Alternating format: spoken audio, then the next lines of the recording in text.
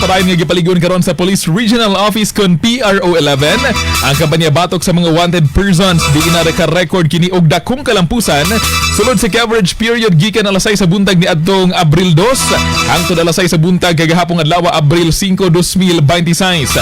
Sumala sa report migabat sa 45 ka mga operasyon ang gipahigayon sa nagkalain-laing lugar sa Davao Region isip kabahin sa Padayon nga pagpaningkamot sa kapulisan sa pagsiguro sa kalina ug kahusay at atol sa Semana Santa nga puno sa relihiyosong aktibidad.